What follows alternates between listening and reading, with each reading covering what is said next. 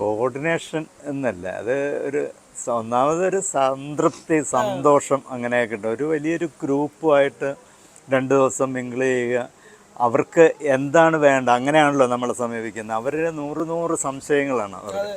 അപ്പം അതിനൊക്കെ എൻ്റെ അറിവിൽപ്പെട്ട അല്ല മറുപടികൾ കൊടുക്കുന്നതിൽ അവർ സംതൃപ്തരാണ്. അപ്പം ഞാൻ തന്നെ ഇതാണോ ഇവർ പ്രതീക്ഷിക്കുക, അതാണ് അപ്പോഴാണ് എന്നിൽ കൂടുതൽ സന്തോഷം. പിന്നെ ഈ സിനിമയിലെ സ്വാധീനം സമൂഹത്തിൽ വളരെ വലുതാണ്. അത് ആ സിനിമയുടെ ആ ചിന്തകളാണ് മനുഷ്യനെ പ്യൂപ്പയിലേക്ക് ക്ഷണിക്കുന്നത്, അല്ലെങ്കിൽ അവരുടെ മൈൻഡ് എത്താനുള്ളൊരു കാരണം. അങ്ങനെ വരുന്നതിന് ഇവിടെ ഞങ്ങൾ പക്ഷേ അങ്ങനെ സിനിമയുടെ അതല്ല കാണുന്നത്. ഞങ്ങൾക്ക് ലേബൽ, ഇപ്പോൾ തരുൺമൂർത്തി എന്ന ലേബലാണ് ആൾക്കാർ ഇങ്ങോട്ട് വരുന്നത്. പക്ഷേ ഞങ്ങളതിനെ ആ ലേബൽ വെച്ച് അതുകൊണ്ട് പണം സമ്പാദിക്കാനോ അല്ല അതൊരു വലിയ മാർക്കറ്റിങ്ങോ അല്ല. ഒരു വലിയ സമൂഹത്തിന് എന്താണ് ചെയ്യേണ്ടത്, എന്താണ് അങ്ങനെ മുഴുവൻ മനുഷ്യരും താൻ ഒരു എയിമിനുണ്ടെങ്കിൽ അതിലേക്ക് എത്തപ്പെടാൻ കഴിയാത്തവർക്ക് പരിധി നടക്കുന്നവരാണ്. അവർക്കൊരു ആശ്രയം എന്നുള്ള രീതിയാണ് ഇവിടെ വന്നു കഴിയുമ്പോഴാണ് അവരത് മനസ്സിലാക്കുന്നത്.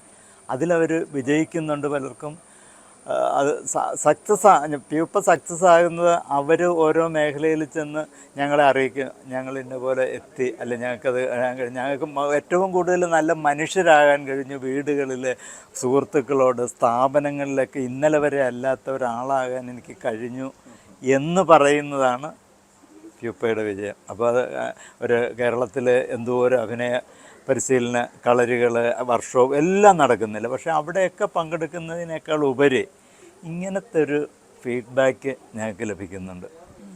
അതാണ് പ്യൂപ്പ. അതോടൊപ്പം തന്നെ എനിക്ക് കഴിഞ്ഞ മാസം നമ്മുടെ രാഷ്ട്രപതി ഭവനിലൊരു സ്വീകരണം കിട്ടുന്നൊരു വാർത്തയുണ്ട്. ഞാൻ സത്യം പറഞ്ഞാൽ ഷോക്കായി പോയി. ഇത് വീണ്ടും ലിങ്ക് തുറന്നിട്ട് ഇത് ഞാൻ ഉറപ്പ് വെച്ചിട്ട് എന്തുകൊണ്ടാണ് ഷോക്ക് എന്നോട് ചോദിക്കുന്നത്. പക്ഷെ അങ്ങനെ നമുക്ക് കേട്ടില്ലാത്തൊരു സംഭവം കാണുമ്പോഴേക്കും നമുക്ക് ഉണ്ടാവുന്നൊരു ഷോക്കാണ്.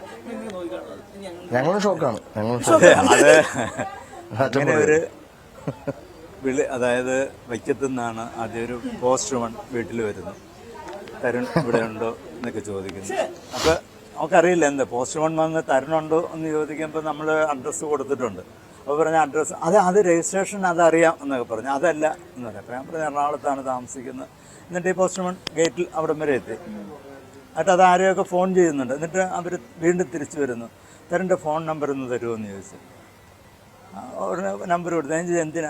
അല്ല അതെന്തോ ഒരു ലെറ്റർ നേരിട്ട് കൊടുക്കേണ്ടതാണ് എന്ന് അത്ര ആരടിക്ക് അറിയാവുള്ളൂ. നേരിട്ട്. അപ്പോൾ ഇതിന് എന്ത് നേരിട്ട് കൊടുക്കേണ്ട? വക്കീൽ നോട്ടീസാണ്. എന്താ പ്രശ്നം? ഇത് രജിസ്റ്റേർഡ് വരുന്നത്. അപ്പോൾ നമ്മൾ വിട്ട് ആ ലേഡി അങ്ങ് പോവുകയും ചെയ്തു. പിറ്റേ ദിവസമാണ് എറണാകുളത്ത് പിന്നെ ഡിസ്ട്രിക്ട് പോസ്റ്റ് ഓഫീസറാണ് അല്ലേ, ഡിസ്ട്രിക്ട് പോസ്റ്റ് ഓഫീസിൽ ഒരു ഓഫീസർ വിളിച്ചിട്ട് ഭയങ്കര ടെൻഷൻ അടിച്ച്, സാർ PM-ന്റെ ഓഫീസിൽ നിന്ന് ലെറ്റർ വന്നിട്ടുണ്ട്, ഇത് ഞങ്ങൾക്ക് എയർപോർട്ടിൽ നിന്ന് ഡയറക്റ്റ് വന്നിരിക്കുന്നതാണ്. ഇപ്പൊ സാറിനെ കണ്ട് ഇത് കുറെ ഓഫീസേഴ്സ് വന്ന് കയറി ഒരുമിച്ച് ഒരു വലിയ പ്രോസസ്സിലാണ് സാറിന് ഇത് തരേണ്ടത്. അപ്പൊ എനിക്കും ഇത് ഞാനപ്പം ഭരതൻ അവാർഡ് മേടിക്കാനായിട്ട് തൃശ്ശൂർക്ക് ട്രാവൽ ചെയ്തുകൊണ്ടിരിക്കുമ്പോൾ ഇവര് ടെൻഷൻ അടിച്ചു. അപ്പം ഓരോ 5 മിനിറ്റിനും കോൾ വന്നുകൊണ്ടിരിക്കുക. ദൂരദർശനിൽ നിന്ന് വിളി വരുന്നു, പോലീസ് ഡിപ്പാർട്ട്മെന്റിൽ നിന്ന് വിളി വരുന്നു, സംതിങ് സ്പെഷ്യൽ. ഞാനോടത്ത് എന്താണ്, അയ്യോ ഇത്. അപ്പൊ ഞാൻ ഉടനെ ഇനിയിപ്പം നമുക്കറിയാവുന്ന സന്ദീപേട്ടനെ വിളിച്ചു. സന്ദീപേട്ടൻ എന്താണ് ഇങ്ങനെ നാഷണൽ കാറ്റഗറിയിൽ നിന്ന് ഇങ്ങനെ വിളിക്കുന്നു, പുള്ളിക്ക് സന്ദീപേട്ടൻ പറഞ്ഞു എനിക്കറിയില്ല, അങ്ങനെ വിളിക്കേണ്ട സാഹചര്യം ഇപ്പൊ ഇല്ല എന്ന് പറഞ്ഞു. അപ്പം PM-ന്റെ ഓഫീസ് അറിയില്ല തരണേ, എന്തായാലും വരട്ടെ, നമുക്ക് കിട്ടുന്ന ഭാഗ്യമല്ലേ എന്ന് പറഞ്ഞു. അങ്ങനെയാണ് അവസാനം അതിന്റെ അടുത്ത ദിവസം ഒരു വലിയ പട, ഈ പറഞ്ഞ പോസ്റ്റ് ഓഫീസിൽ നിന്ന് 5-6 ആളുകൾ, ദൂരദർശനിൽ നിന്ന് 5-6 ആളുകൾ, ഒരു പോലീസ്. അപ്പം ഞാനൊക്കെ നിൽക്കുന്ന ഫ്ലാറ്റിലെ ആളുകൾക്ക് ഞെട്ടുവേണം, അത്രയും വണ്ടികളാണ് വന്ന് വീട്ടിൽ നിന്ന് നിൽക്കുന്നത്. ഒരു വീട്ടിലേക്ക് വന്ന് കയറി ഇവർ ഓഫീസ് റൂം തുറന്ന് ഇവര് ദൂരദർശന്റെ ആളുകൾ വന്ന് ഷൂട്ട് ചെയ്ത് ഒരു ഫോർമാലിറ്റി പോലെ ഒരു ഓഫീസർ വന്ന് നിന്ന് സല്യൂട്ട് അടിച്ച് ഈ പറയുന്ന പോലെ ആ പത്രം തുറന്ന് അത് വായിക്കുവാണ്, ഇതാണ് സംഭവം എന്നുള്ളത്. അങ്ങനെ വായിച്ചു കഴിഞ്ഞതിന് ശേഷം പിന്നെ നമ്മൾ അതിന് റിപ്ലൈ സ്പീച്ച് കൊടുത്ത് അത് ഷൂട്ട് ചെയ്ത് അത് PM-ന്റെ ഓഫീസിലേക്കും പ്രസിഡന്റ് ഓഫീസിലേക്കും അയച്ചു കൊടുത്ത് പിന്നെ ദൂരദർശൻ അത് ടെലികാസ്റ്റ് ചെയ്യാൻ വേണ്ടി ഷൂട്ട് ചെയ്തെടുത്ത് അങ്ങനെ ഒരു വലിയ രസമുള്ളൊരു ബോക്സാണ് തുറന്ന് ഒരു രാജസ്ഥാനിയിൽ ഏതോ ഒരു ഗ്രാമത്തിലെ കുറെ ആളുകൾ ചെയ്തിരിക്കുന്ന ഒരു ബോക്സാണ്. അത് തുറക്കുമ്പോൾ ഒരു ഇന്ത്യൻ ഗവൺമെന്റിന്റെ സീൽ അടിച്ചിട്ടുള്ള പ്രസിഡന്റിന്റെ സൈനോട് കൂടിയിട്ടുള്ള ഒരു ലെറ്റർ ഞങ്ങൾ അറ്റ് ഹോം റിസപ്ഷനിലേക്ക് സ്വാഗതം. അപ്പൊ എനിക്കിത് ഫസ്റ്റ് ഞാനിതിനു മുമ്പ് കേട്ടിട്ടില്ല. അപ്പൊ അങ്ങനെ പ്രസിഡന്റിന്റെ അതിഥിയായിട്ട് പോകാൻ. അപ്പൊ എനിക്ക് ഇനി എന്താണ് നാഷണൽ അവാർഡ് കിട്ടിയതിന്റെ ആഫ്റ്റർ എഫക്ട്സ് ആണോ അതോ ഇവൻ തുടരും ഒരു നാഷണൽ ലെവൽ റെക്കഗ്നേഷൻ ഈ ഒരു ഹിറ്റ് എന്നുള്ള രീതിയിൽ അറിഞ്ഞതിന്റെ ഇതാണോ എന്നൊക്കെ അറിയില്ല. അപ്പൊ ഞാൻ അപ്പൊ ഓൺ ടൈമിൽ ഇപ്പം ഇന്ത്യയിൽ ഏറ്റവും കൂടുതൽ സിനിമാ ഫീൽഡിൽ നിന്ന് അറിയുന്ന ഒരാളെന്നുള്ള ലേബലിൽ പിന്നെ നാഷണൽ അവാർഡും കൂടി വാങ്ങിയ ആളെന്നുള്ള ലേബലിലാണ് ഞങ്ങൾ ഇൻവൈറ്റ് ചെയ്യുന്നത്. ഞാൻ അവിടെ ചെന്നപ്പോഴത്തേക്കും അപ്പോൾ അത് എന്റെ ലൈഫിലെ ഒരു വലിയ ഭാഗ്യമായിട്ട് കാണും. കാരണം PM ഉണ്ടായിരുന്നു അന്ന്.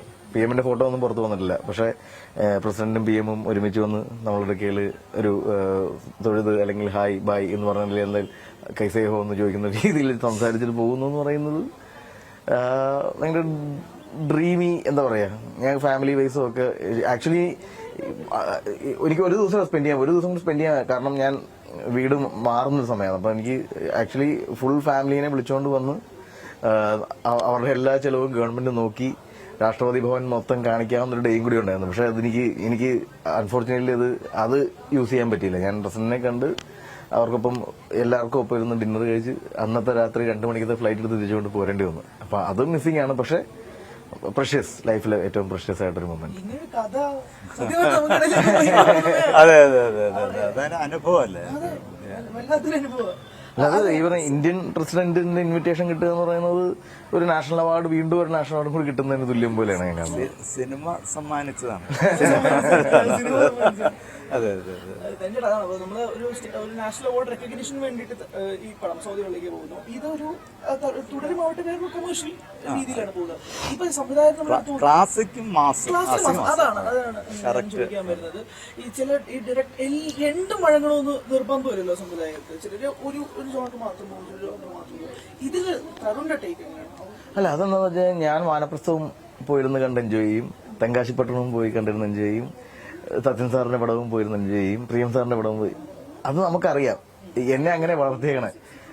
എന്നെ വാനപ്രസ്ഥം കാണിക്കാൻ വേണ്ടി ഞാനിപ്പോഴും ഷേണായിസിൽ പോകുന്ന സമയത്ത് 5 പേരേ ഉള്ളൂ. ഞാൻ വളരെ കുഞ്ഞാണ്. കേശവൻ നമ്പൂരി സാറുണ്ടെന്ന് അല്ലെ, അദ്ദേഹം സിനിമ അഭിനയിച്ചിട്ടുണ്ട്. അപ്പം ഞങ്ങൾ 5-6 ആൾക്കാരേ ഉള്ളൂ ആ സിനിമ കാണാനായിട്ട്. സമയത്ത് ലാലേട്ടന്റെ പടമാണ് ഫസ്റ്റ് ഡേ.